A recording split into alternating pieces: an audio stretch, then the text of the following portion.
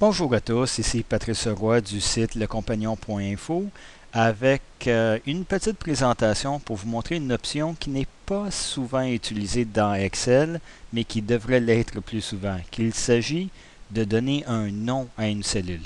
Alors, quand vous utilisez vos formules, vous dites généralement A1 plus A2, B24 multiplié par Z 254 ou quelque chose du genre, mais on peut aussi donner des noms à des cellules et utiliser ces noms-là dans vos formules aussi.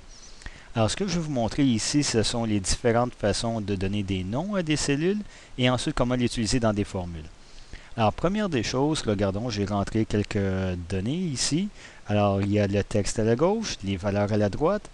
L'exercice va être de donner des noms aux cellules où se trouvent les chiffres. Alors, la première chose à faire à partir de Excel 2007 est d'aller sous l'onglet Formule et vous avez un regroupement qui regarde toutes les options pour gérer les noms qu'on donne à des cellules. Si vous êtes dans Excel 2003 ou précédent, vous pouvez voir sous le menu Insertion l'option Nom, Définir et créer comme je vais vous l'expliquer dans quelques instants. Alors, à l'intérieur de Excel 2007, je me trouve dans la cellule H1 et je vais donner un nom à cette cellule-là. Alors, je m'en vais sous l'onglet Formule et je vais choisir l'option Définir un nom. Alors, je clique là-dessus. Il y a une petite fenêtre qui apparaît qui m'offre des options pour le nom.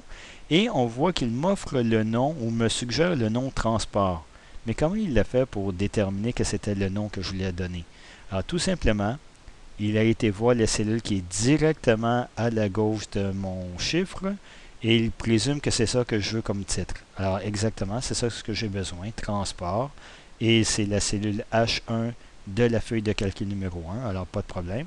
J'appuie sur le bouton OK pour confirmer. Alors maintenant, cette cellule-là s'appelle transport.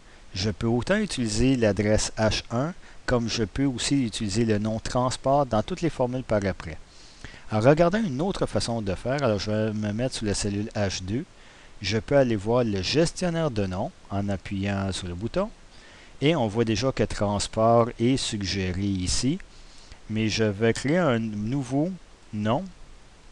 Encore une fois, il me suggère entreposage puisque c'est le texte qui est directement à la gauche. C'est pour la cellule H2. C'est bel et bien ce que je veux. Alors, j'appuie sur OK. Alors maintenant, on voit à partir du gestionnaire de nom les options qu'on a. On a les cellules qui sont nommées. On peut toujours en créer une nouvelle, modifier ceux qui sont là ou les supprimer et même avoir des filtres pour ce qu'on a besoin. Alors pour l'instant, je vais juste appuyer sur le bouton fermer et je vais vous montrer une autre façon de donner des noms. Alors, c'est bien pour ça, on peut donner des noms à quelques cellules rapidement, mais si on veut donner des noms à plusieurs cellules d'un seul coup, il y a l'option « Créer des noms » que je vais vous montrer. Alors, première des choses, c'est qu'il faut sélectionner les textes, mais aussi les cellules. Alors, dans ce cas-ci, le texte que je veux appliquer est à la gauche et je veux l'appliquer aux colonnes à la droite. Une fois que c'est fait, j'appuie sur le bouton « Créer à partir d'une sélection ». Et là, on me demande les textes, les noms que je veux se retrouvent où? Dans la colonne de gauche et je vais les appliquer à la colonne de droite. Alors, j'appuie sur le bouton OK. Et maintenant, si vous regardez pour la cellule H3, vous allez voir l'indicateur de position qui est complètement à la gauche et vous allez voir maintenant que les cellules sont nommées, autant production que pour hypothèque. Alors, allons voir ça à la gauche. Je déplace la caméra. Et maintenant, vous voyez qu'il y a la zone des noms qui est ici.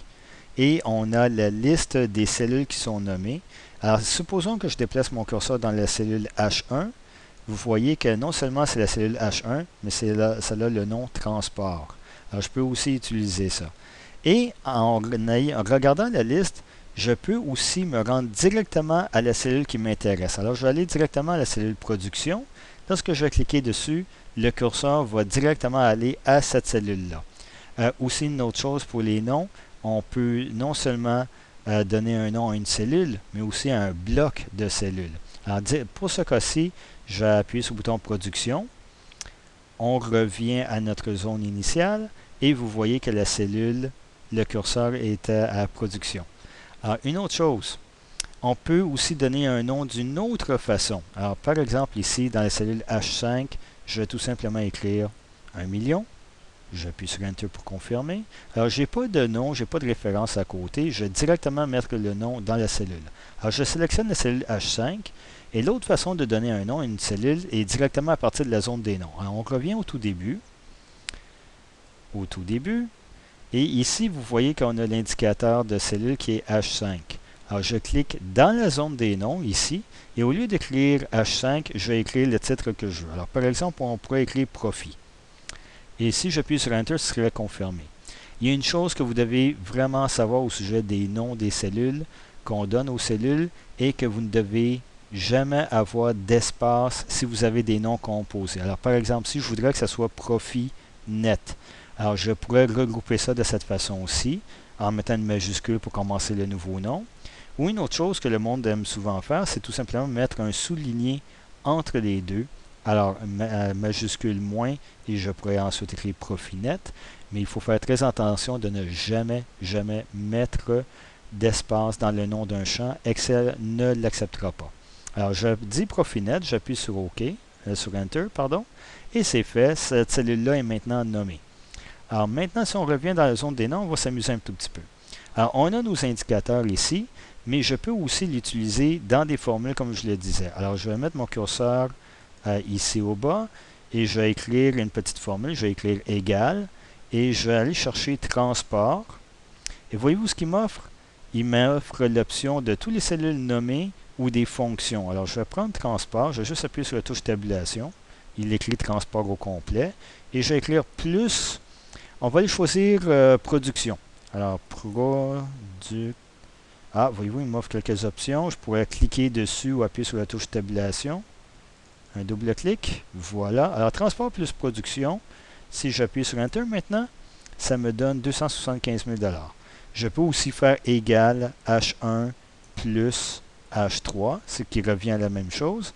J'appuie sur Enter et j'ai le même résultat. Alors que j'utilise, juste pour vous montrer la barre formule, un instant, je déplace un petit peu. Plus. Alors, quoi que j'utilise les noms des formules dans la barre formule, ici on voit le contenu, ou que j'utilise le nom, le résultat est le même. La seule chose, lorsque vous utilisez des références relatives et absolues, dans le cas des noms, il va toujours chercher le nom dans la cellule que vous les sélectionnez. Alors, c'est un avantage lorsque vous faites des références relatives et absolues d'utiliser les noms de cellules aussi pour toujours aller chercher le montant dans la même cellule, indépendamment si vous copiez le contenu de gauche à droite ou de haut en bas. Alors, j'espère que vous avez apprécié cette présentation et si vous voulez voir d'autres, vous pourrez les voir sur le site lecompagnon.info.